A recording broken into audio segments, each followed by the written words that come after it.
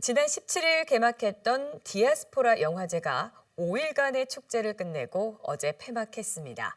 올해는 영화 상영 외에도 다양한 부대 프로그램과 또 개막식에 변화를 주는 등 새로운 시도들도 눈에 띄었는데요.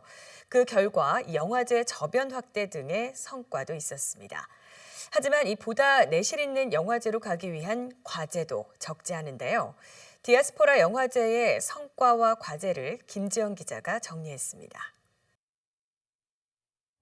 개막을 선언합니다. 올해 디아스포라 영화제는 예년보다 한층 화려해졌습니다. 가장 눈에 띈 점은 달라진 개막식 장소입니다.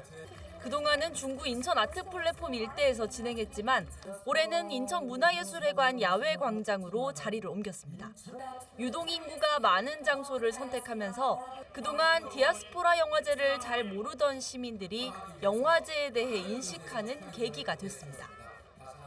전 사실 막 이런 독립영화나 이런 거에는 막 큰 관심 갖고 있지 않았는데 뭔가 좀 이런 공연 같은 것도 하기도 하고 그래서 접근성이 조금 낮아지다 보니까 저도 오늘을 계기로 조금 관심 가질 수 있게 된 것 같고. 인천에서 어떻게 디아스포라 역사 같은 걸 말씀을 해주셨잖아요. 설명을 해주시니까 이런 이유 때문에 여기에서 디아스포라 영화제를 여신 건가 약간 그 생각을 했어요. 전쟁 난민과 이민자, 성소수자까지 전 세계의 다양한 소수자들의 이야기를 담은 디아스포라 영화제. 올해도 평소 상업 영화에서 보기 힘든 다채로운 작품들이 상영관을 가득 채웠습니다. 제일교포 2세 출신의 김성훈 감독은 교포 1세대 할머니들의 삶을 다룬 다큐멘터리 영화로 인천을 찾았습니다. 今回作った映画が、その招待していただいたんで、初めてディアスポラに参加しました。日本のルーツは韓国にあるハルモニたちの話なんで、それが韓国でどんな風に見られるかっていうのは非常に楽しみですけどね。 해를 거듭할수록 영화제를 찾는 관객도 늘고 있습니다. 디아스포라 영화제의 총 관람객 수는 지난 2018년 12,000여 명에서 2022년 17,000명으로 증가했습니다. 하루 이상 영화제를 방문하는 마니아층도 생겼습니다. 평상시에는 마주하기 힘들었던 작품을 상영해 주어서 그거 보려고 왔습니다. 담요를 입은 사람이라는 작품 어제 봤는데 굉장히 인상적이었고요. 자기 안에 있는 두려움이나 불안에 대해서 직시하고 도망가지 않고 고민하는 치열한 태도가 굉장히 인상적이어서 어제 아주 흡족했고요. 하지만 영화제 규모가 커지는 만큼 풀어야 할 과제도 적지 않습니다. 영화제 평가 지표상 국제영화제로 인정받기 위해선 독립법인이나 별도의 상설 조직을 갖춰야 합니다.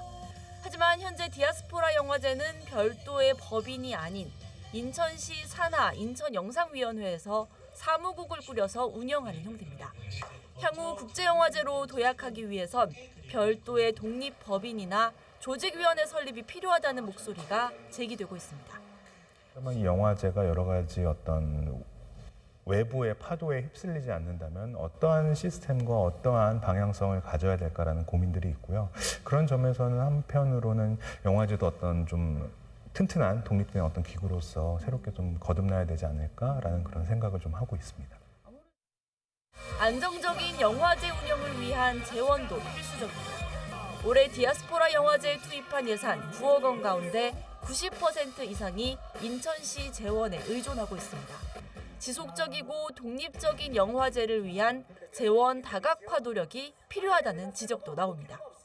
지난 12년간 나이와 국적, 인종의 경계를 넘나들며 다양성을 추구해온 디아스포라 영화제. 더욱 내실 있는 영화제로 발돋움하기 위한 고민이 필요한 시점입니다. BTV 뉴스 김지영입니다.